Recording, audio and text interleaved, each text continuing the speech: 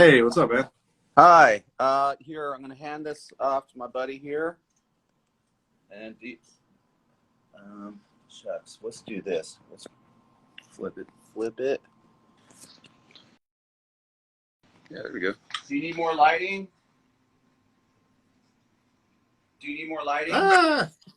Maybe a touch. Okay. Turn it up just a smidge. Yeah. There we go. That looks pretty good. Okay.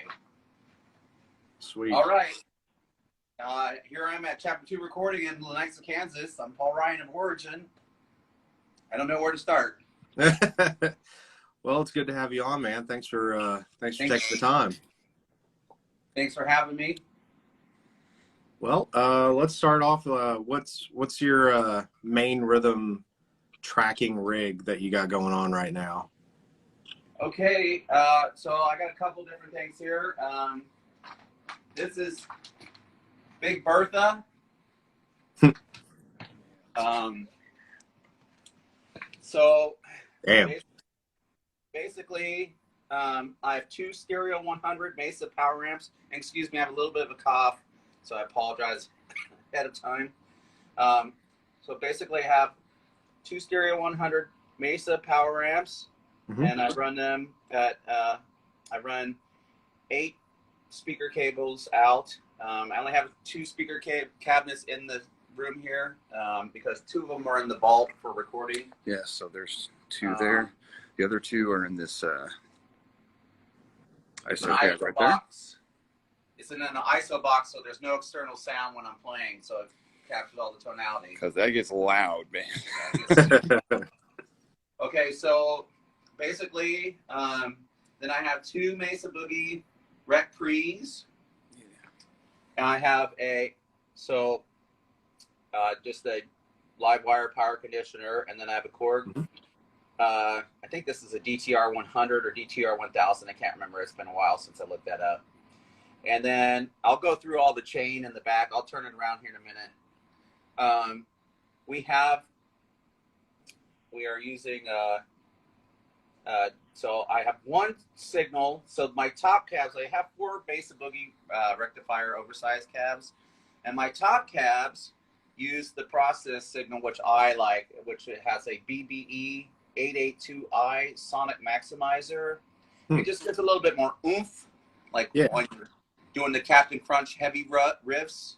Captain Crunch riffs. Yeah, and then I have a DBX 166 XL compressor limiter noise gate. And what that is my clamp. Basically, I can sit there and there's no noise, but if you bumped into me all of a sudden, like it's totally loud. So there's some extra dynamic control. Yeah, dynamic control, and I add a little compression, and I add a little oomph on the sonic maximizer. I think that time aligns sound a little bit. Generally, when we're recording live or performing live, my sound guy, he likes the unprocessed, just the Rec Pre and the Stereo 100. So I run the bottom 2 cabs, and I run them at 200 watts stereo at 4 ohms each. So I have 2 12-gauge speaker cables that go out of this one. So there'd be 4 outs and 4 outs on this one. This one controls the top cabs, which are by my ear, which I like that process signal. He does mic all 4 cabs, and he has a Palmer, I can't Speaker simulator. Yeah, speaker emulator as well. And then he also has a phasing thing, just because we don't want any phasing issues. I can't remember the model number on that. Sorry, bear with me on that, but I'll try to be as thorough as possible. So the signal, we have it through a radial J48, and they're a neural DSP. We're using a plug-in, we don't know if we're going to use it for the actual recording, but it's here. And then there's a possibility that we reamp and go through this is my large Marge. So you got Big Bertha and Large Marge. Yeah, this is more like when we go to a venue that has a lot of stairs, or a smaller venue. Bertha stays in the trailer, and I just bring a triple and one 412 cab in. Just one of those guys there. So, just because she's Bertha. She's Big Bertha for a reason. I love that. So anyway, so I don't have my pedal board. It's in the control room, but basically there's my Jackson. That's Action Jackson. That's the most road used Jackson Warrior I have. It's a Japanese Warrior. You'll see that it has a red button. No, that is not to kill North Korea. That is a latch kill switch. And then the other one, my volume's all dying all the time. And to save room on my pedal board, I do a tap tremolo. That's a momentary kill switch, so I can tap tremolo the rate of how much I wanted to kill the signal. Oh wow! And so I take that and I run it into my pedal board, which we can go into maybe later, but I run it into the tuner input of my rig, and then bear with me. I'm going to turn this around so you can kind of see the back, so you can see how it all pieces together for Bertha. And this is a really nice shock-mounted case. Oh wow! So, like, if it was to fall, I would be lucky enough that I think it would be okay, unless it was just major catastrophic. So, excuse me, I'm sorry. Get a little closer here. So, basically, this tuner out goes into this ABY box, Morley ABY box. Mm-hmm. And I split the signal. One goes to here in the input of the top rec pre, the process rec pre. And then the other one goes to the bottom. I don't know if you can see it, but it's the same configuration, goes into the bottom rec pre. And that one, there it is. That one, I just run an NS2 in the back. Okay. And, that way it has a gate, so yeah, it doesn't feedback. It's not fully clamped, but it's, let's see, what would that be? 3 o'clock and 9 o'clock. On the 3 o'clock on the threshold and 9 o'clock on the decay. That's just so it can ring out, and then like on the picking pattern, it clamps down if I stop and we're doing like pattern blasts or something. yeah. And if you have questions, or I don't know if people are asking questions, but I'll answer them. I'm not holding my phone, so. I haven't quite seen anything. Okay, am I going too fast? No, you're doing good. Only 2 questions so far, which I think one of them's answered. Just looking at the back here, somebody was asking if it was 6L6 or EL34, but I use 6L6, the Mesa Boogie 6L6 STR 440. They're all matching colors. I think it's gray is what I use on this.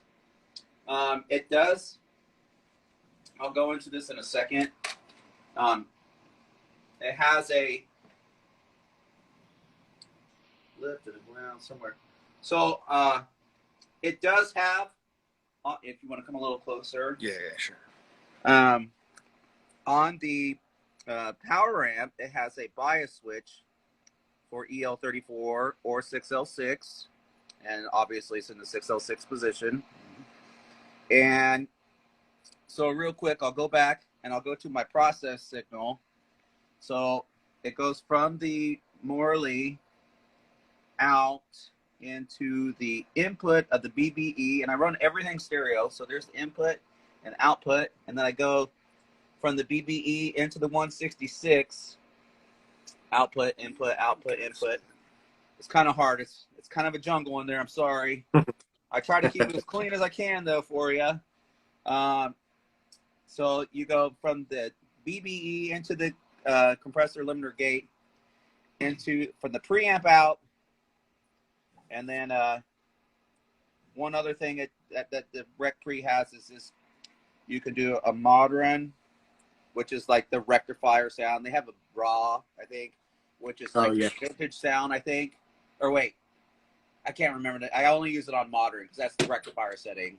It just gives it a little bit more oomph that the 290 power amp doesn't have. And then I just use Mesa Boogie 12 AX7s. So I got 12 AX7s, and I have 16 6L6s. And again, I'm using Livewire Elite 12 gauge speaker cable. The thicker the cable, the more output, you know what I mean? So I want as much as I can get. And then you'll see here I have the Mesa Boogie does come with fans in the power amp, but it's just like a car. The cooler it runs, the longer the tubes last, and the higher performance the tubes get, the cooler they are. If they run too hot, you don't get as good as tonality if they're not heated. So I can put my hands to the tube, and like if I didn't have this fan, it would be hot. You could, like a hot plate. But not like oh. But now, I mean, you can kind of get away with it. I can put my hand right on it, and it'll never get hot. It's nice. Warm. Yeah. And then I was sponsored by Mesa, I am sponsored by Mesa Boogie. I still feel is the best maker of amps in the world, and I'm proud to use their gear. I dreamed of using their gear, and I finally acquired their gear. So I was sponsored by Monster Cable for a while, and I used their Studio Pro series patch cables for higher conductivity, more output, cleaner signal. And then anymore, I use Megami for my guitar leads, or the Livewire Elite if a cable breaks so I can't find it. And then, so that's pretty much Bertha. And then I have this. Do you need anything else from the back of the rig? I think we pretty much covered everything. Okay, I'm gonna turn it around and. Sure. This is Large Marge. And she has 9. Oh, wow. 9, she has 6 6L6s and 3 5U 4GBs, which I don't really use any of that channel. I run it on the second channel, the orange channel for rhythm. I don't really switch to a lead channel. I switch pickups if I play a lead from my 81 EMG to an 85. Mm-hmm. I'm an EMG active pickup guy. And this has 5 12 AX7s. And I don't know if you want to go into settings or I don't know what. Sorry. Oh, sure. Why not? Okay. Let me turn this around here. So we kind of tinkered with this on the gate. We turned down the gate because we were doing solos last night. We didn't want to cut any. But generally, on the outputs of the preamp, I'm pushing it all dime all the time. It's as loud as it can go. It's being pushed as hard as it can. Oh, wow. And the power amps are all dime all the time as well. I have it so the gate clamps down. Like I just finished leads last night, so we didn't want the gate. You're just trying to get as much dirty, nasty, sick tone.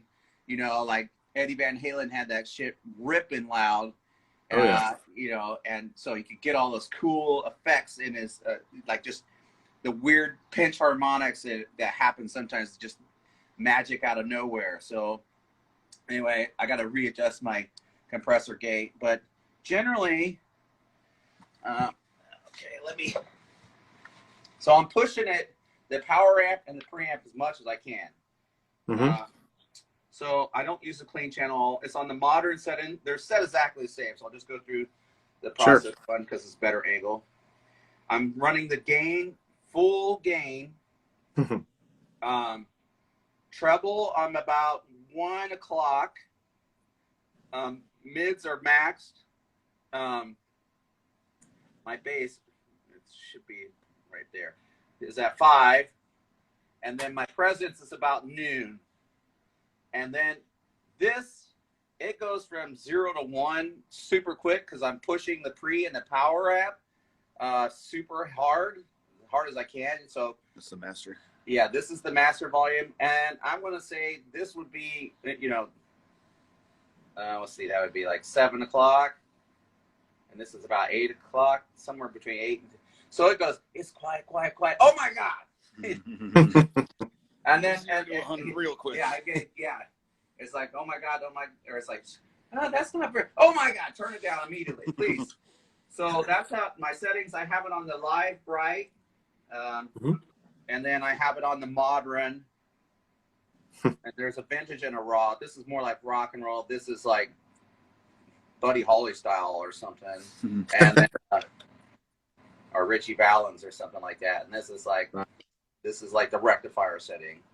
So that's pretty much. And then the maximizer, I push the low contour. That just gives that woof when you're chugging on, Captain Crunch slow, like. It's kind of like a low end bump. Yeah, and then I don't run that much treble or presence, but I use a little bit of the maximizer to bring out a little bit more what I call sizzle or white noise. And I pretty much do the same thing on my triple. And here's my my little. Oh yeah, this is the best part. This is my black metal recordings. My little box. Metal, and then the little speaker cab. And I just marked the T and the V are tone and volume because you can't see it. You can plug that directly in the guitar, but it's kind of a joke. Just having on there. Like, oh, that's what I'm really using. I'm not using it. It's Big Bertha, and you got Large Marge, and then the Fisher Price black metal amp. So yeah, it's kind of a joke. I was like, I put it on there, and I'm like, oh, this is all for show. That's what I'm really using on stage. Right. And people are like, what? I'm like, yeah. And I start laughing, obviously. Oh, sorry. Okay, so I think you got some interview questions. Yeah. Which, by the way, side note, what you should do with that is every show, obviously go through your main rig, but also have the tech try to mic that little Vox. Yeah, put a 57 on it. Yeah, I'm not afraid of joking around. I can plug a cable in here, no problem, and have a 57 in front of it. I'll get a mic, a Z-bar for it. You know what I mean? If I have to. Absolutely. If I need to really pull the effectiveness of tricking people. So, okay, well, I'll just sit here next to my rig, I guess. Sure. And if you have questions, I can't remember questions. Well, one thing I was curious about, going back to like the DBX compressor and gate. So you're kind of using, if I understood that right, you're trying to add dynamics back into your signal with after all the heavy gating and everything, right? Yeah, basically, I use boost the compression a little bit on my settings, and then it's basically so like if I take my hands, I just have to put my palm against the string, and it's completely mute. Yeah. It's completely muted. So it's like, how would I say? Like it just clamps down and closes everything. Sure. So basically, it's like if I'm going,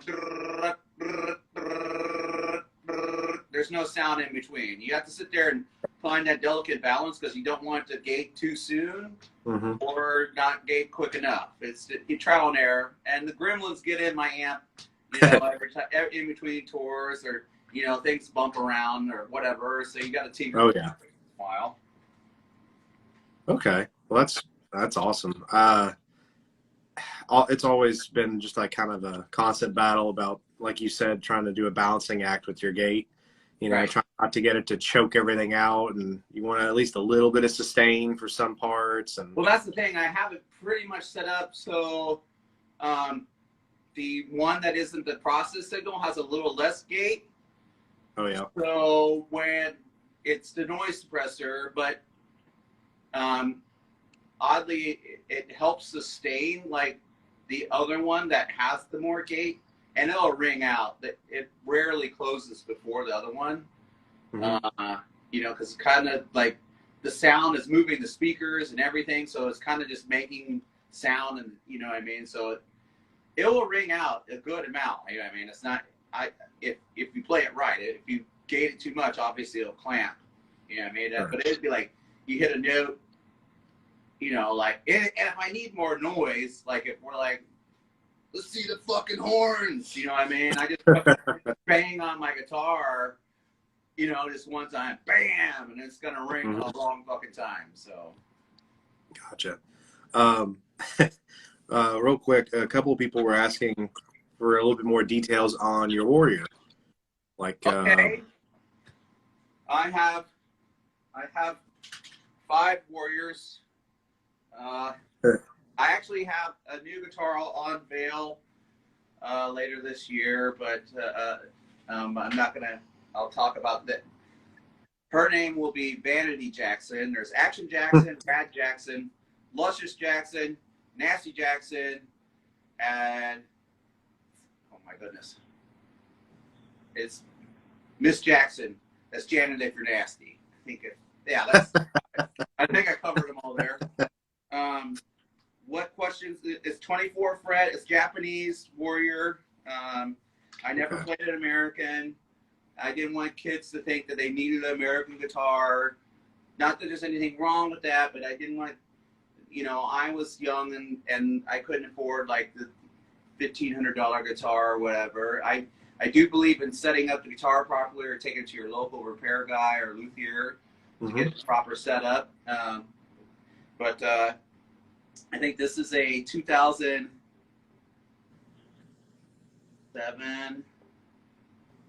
Yeah, this is I originally played some Dinkies around 2003. Before that, I was a Hammer guy, Hammer USA guitar guy. But 2003, I switched to Jackson, and I had some Dinkies, and then I went to the Warrior shape, and all of them were Japanese made. And then I got sponsored by Jackson. I did take one. They switched to this is Alder. When Jackson got bought out by Fender, they went to basswood, which is a cheaper material. But this is a bolt-on neck. I like the bolt-ons personally. This is much. There's a battery compartment, and again, there's a kill switch latch, and then the other ones have a what's called Tossie, which is a smaller kill switch, and this is this is the momentary. So like if I do a part, you can't really hear it, but you know what I mean. Yeah. I just tap because it's like, well, John's pretty damn good on his in fact on his tempos nowadays, but you know, sometimes it's like playing a video game trying to keep up with his the kill switch with them. So I went with this newer company called Tossie, and it has less. It's not as hard to push. But this is Action Jackson, the most used guitar I've out of the 5 I have, and she's about done unless I do a fret job on her. Oh yeah. She still plays great, and I love her to death. But it's about time for a refret. She's probably did 1,000 shows out of 1,500 shows. I've probably 1,000 shows with her, and she appeared on Echoes and Antithesis, and I think I used Luscious for Entity on. So, but Vanity Jackson will be unveiled, I think, this summer, and she'll be retired once Vanity comes out. So, what was the other questions about the guitar? Well, we've got another Jackson Warrior enthusiast. He asked, in your words, for someone who doesn't understand it, why is the Warrior the best guitar ever? Well, it ain't no princess. It's a fucking Warrior. I don't know. Right? I kind of like, when I first saw it, I was like, oh my God, look at how fucking badass this fucking axe is. Look at it. It's just fucking beautiful. I mean, this one's beat to hell. It's got some, like I said, it's a warrior. It's not a princess. You know, we have people get up and we've had tsunami wall of deaths. We have people run into me full speed while I'm on stage. I was knocked down one time in Czech Republic.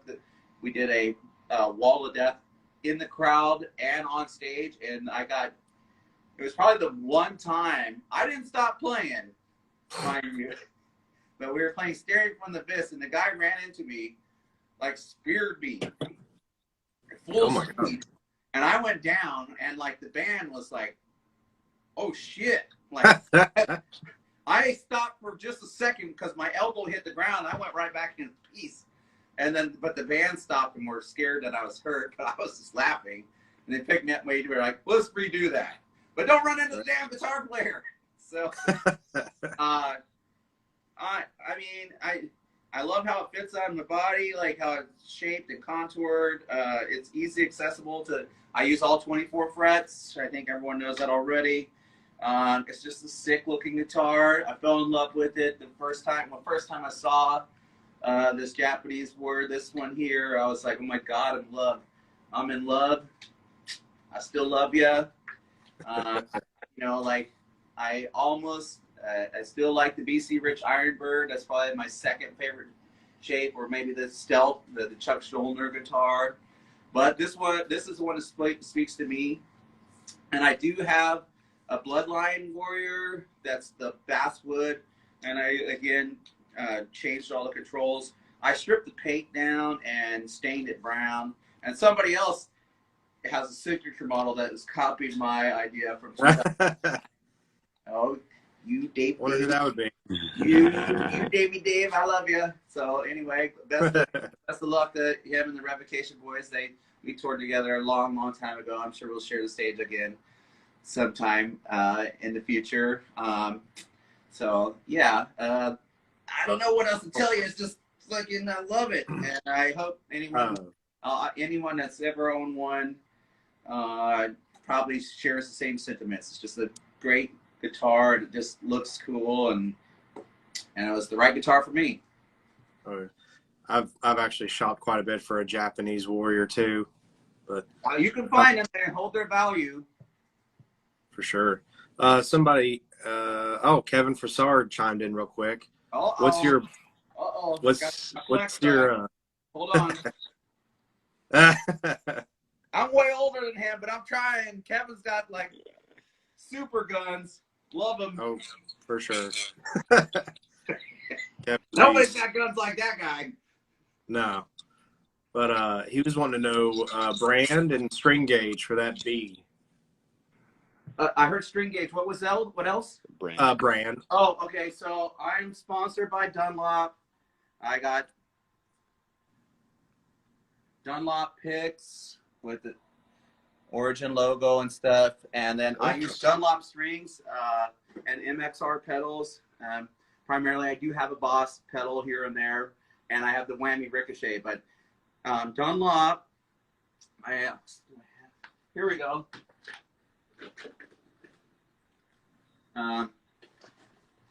These are the strings I use. Okay. 11 to 52, which is really light. I'll read off all the gauges. It's really light. I base my picking off of Eddie Van Halen. I learned it from him on Live Without a Net, like 1986, the whole, and Murray from Severed Saver, they call it the Jedi grind style, and I think he does it too. He's one of the other ones. Okay, so you want to get a little closer here. Yeah. 11, 14, 18, is that 30, 42, 52. Nice. And so I am tuned with that. So it's C sharp, G sharp, E, B, F sharp, and drop B is my tuning. Drop B with the 52. Yeah, and that's really light. I can hammer down and pick hard, but I got it's just bouncing my wrist. I do this too when I'm sitting down or recording. But this is like, a lot of people are like asking about how, so basically around I could always arpeggio, but I didn't really start using it until I did a little bit on Informus, but I basically was power flexing this part of my arm, and at one point I'd have to go like this, because my arm, to get that bounce and speed. So I actually started to get carpal tunnel, and that's when I started to really develop. Eddie Van Halen only used it like on the part on like Eruption, on Eruption. Yeah. And so I use it on my top 2 strings and my as in the G sharp, C sharp, and then the B and the F sharp. Now, if I have anything that I'm playing fast in the high B and the E, I do this. I can't get my wrist positioning appropriate for the playing of that style. So there's a riff on the new album. We call it the Spicy Meatball. Anyway, it sounds Italian, like a super fast picking, and it's in the B and the E, so I do it this technique. It's like, just can't get, I can get it over here and over here, but in the middle of the neck, the B and the E, the high B and the E, I have difficulty getting that bounce technique. So so back to what I was saying about when I started using arpeggios, I got carpal tunnel, and then they put me on this cream stuff, and basically they gave me this medicine called Vioxx, which I guess is banned now because it made old people kill themselves. Like, made them crazy. Made me happy. I could play guitar again in a week, so without any pain. And that's when I really started to develop that style. And then I also started doing this thing called riff arps, which origin is pretty much known as, it's an arpeggio based as a riff. And at first, when I first started doing it, so I'd be using this technique, whatever playing, and then to get a break on my right hand, I was like, it sounded crazy. It sounded just as crazy, if not crazier, but it was like a break, just going, like that's a break on your arm. You know what I mean? If you're going like this, and then all of a sudden you go. Yeah. So then I was like, oh man, I'm being a slacker. So then I started doing arpeggios with speed picking the arpeggio as well. So Oh wow. I don't want people like Kevin Broussard catching up to me, because he's damn a great player and great dude. So that's some Jason Becker shit. Yeah, no, Jason Becker is one of the best of all time. I'll be there in just a minute, and so I can answer a couple more questions, and then I have to start recording vocals. Sure. Okay. Well, we'll try to speed through. I'll just hit some of the more important ones here. A lot of people were kind of asking what your all songwriting process is like. Well, basically, in January of this year, I just said I'm going to write a song per month, and I just piece together things, and it just starts with I write, and like sometimes it was like, this is the same song or this isn't, so I'd have these connective sinew tissue pieces, and I'm like, this one's called this, and I have funny names for my songs, like Triple Rabbit Pterodactyl is like a black metal song, and then I've had songs like Spooky Kabuki in the past, which was Cascading Failures, Diminishing Returns. I've had like The Thing That Paul Should Not Be, which is like the song on the last album that was based around The Thing That Should Not Be, which was a slower song that's based off Metallica, a little bit, maybe Where the Slime Live.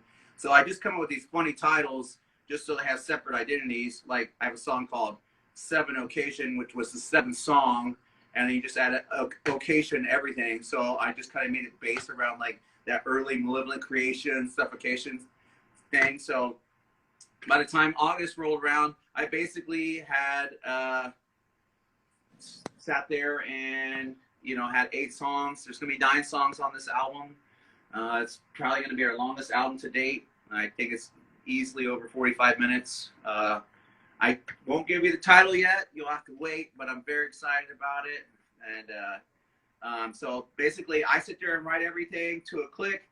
Then I present it to the guys, me and Mike FaceTime, and then we get in this area and we hammer it out for about 10 days before we got in the studio with John, and then we make up stuff as we go, and then everyone starts throwing their parts on it. Damn. Whenever you are writing by yourself, are you just coming up with the riffs and trying to remember them, or do you actually have like a demo set up on your own? Set up, but I'm not very computer savvy. I usually just use my phone. Yeah. My phone has I have like 4 phones. There's probably about 6 albums there.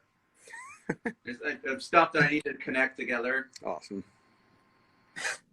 Did you say you have 4 phones? Just I have phones just with memory filled of videos of me of different material that I have like 12 takes of something, and it's like I don't know which one's best. I'm gonna keep them all. So yeah, I just have phones of guitar videos that I could probably go through and piece together an album if I really was dedicated doing it. That's amazing. I assume you don't have all 4 on one, right? I have 2, one there and one here. Oh wow. Okay. Ready to go. That's awesome. Well, I know that they're probably wanting you to hurry along so you can do vocals and everything. You got time for one more question? Okay. Sure. Okay. I'll just end it with the same way I always end these and ask for top 4 death metal bands and or albums. Oh, that's tough. Top 4. Well, I'm gonna go. There's different eras of stuff. I feel like, I'm older. I have a Kiss trash can. I was Gene Simmons 6. You know what I mean? Hold on, just 1 second. Sure. He should be here any minute. What are you waiting on me for? Wait, I can't do this while you're doing that. Oh, I can't concentrate. Okay, I'll be done in 20 minutes. Don't yell at me. 20 minutes? If that would, what? Just give me, yeah, I don't want to get yelled at. Okay, 10 minutes or less. Okay. Yeah. Okay, back to where I was. Sorry. So basically, I started with Kiss, and then I went to like Ozzy and Maiden and Dokken and Rat and Motley Crue and shit like that. And then I heard Slayer, and everything changed. So, I mean, that era of everything was, it was Slayer, Creator. Let's see, my first 5 takes were Slayer, Creator, Celtic Frost, Voivod, maybe Cryptic Slaughter or something like that. Right. Something like that. And then and then I consider that the first. Oh, Possessed. Possessed was before Cryptic Slaughter. Something like that. And then we went to basically. Then I heard Napalm Death and Cryptic Slaughter and DRI and Suffocation and Obituary. So on. So we'll just say my favorite 5 death metal. I'm gonna say Death Human, Suffocation, Pierce from Within.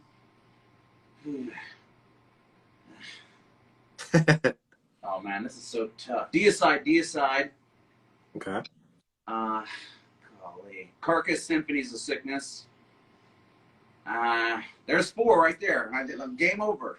All right, that'll do, man. Well, dude, I appreciate you so much for taking the time. I know you're right in the middle of recording.